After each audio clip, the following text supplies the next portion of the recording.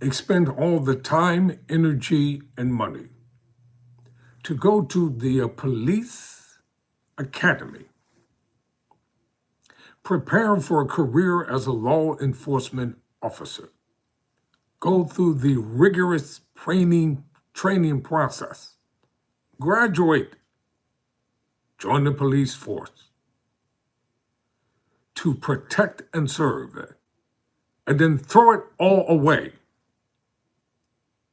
over guns, money, and drugs. This is exactly what one black police officer did. Tyrone Bowman Live. Some things you have to see in order to believe that it's true. This stuff is real.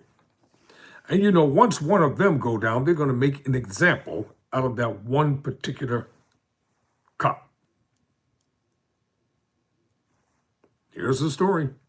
Video courtesy of Willie D. Live. What the haters talk about.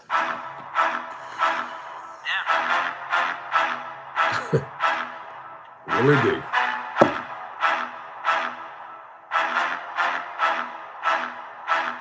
What's up, family? An Atlanta police officer has been arrested after a drug raid found her inside of an apartment. Well, get this, y'all. $8,000 cash, guns, and $30,000 worth of drugs. Police say they were scoping out the apartment where they had suspected drug activity was taking place. And much to their surprise, they discovered an Atlanta police officer was at the brains of the drug and money operation. Officer Iris Rowe of the Atlanta Police Department was arrested in reference to a drug investigation this week in College Park, Georgia. On Monday afternoon around 2:30 p.m., the College Park Special Operations Team raided a unit in the Alexandria Landing apartment complex. Investigators were looking for suspects Jeremy Lay and Tony Robinson because of suspected drug sales and activity from the apartment. But when the cops kicked the door down, they found Lay, Robinson, and Officer Rowe. Lay's two children, believed to be 4 and 5 years old, were also inside of the home during the raid, officials said. Investigators confirmed that Jeremy Lay is Officer Rowe's boyfriend. Rowe faces 3 drug charges, including possession with the intent to distribute marijuana, possession of a controlled substance, and possession of illegal drugs in a drug-free zone. Well. I guess the taxpayers will have to continue to pay her for doing nothing as she sit in a prison cell with perhaps many of the people who she sent to prison. Wouldn't that be some karma? You know what's the most offensive thing about this is they were doing all of this in front of the children. I recently covered a story where a police officer was offended that a school had required kids to read books, and one of the 4 books, or 2 of the 4 books that they were required to read, actually it wasn't required to read, but it was on their list to read, were books talking about police officers doing what police officers do. Kill people, frame people, lie, misidentify people, profile people. So they were offended. This cop was saying that these books are teaching kids to be indoctrinated to hate cops.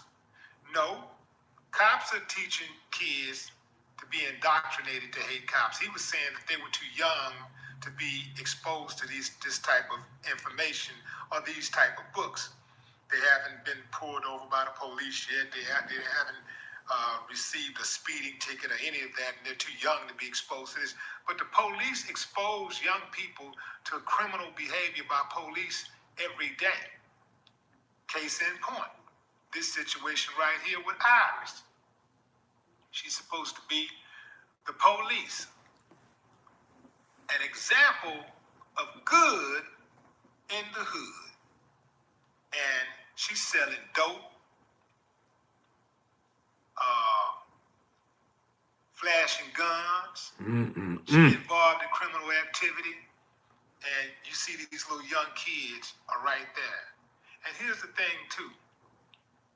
Check out how irresponsible the father was on top of everything. You see, one thing that I've never done is expose my family to any dirt that I may have done. I wouldn't do that. Especially dirt that Agreed. somebody would do in the dope game. The dope game is one of the worst games anybody can be in ever because it has no rules. It is a very treacherous game. There are no rules. And when them killers come, they ain't asking no questions. They don't care about killing kids.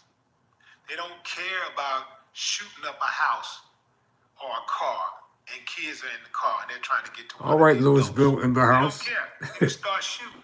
Don't forget to Very subscribe to the channel. savage Thank type you. of individuals who play this game.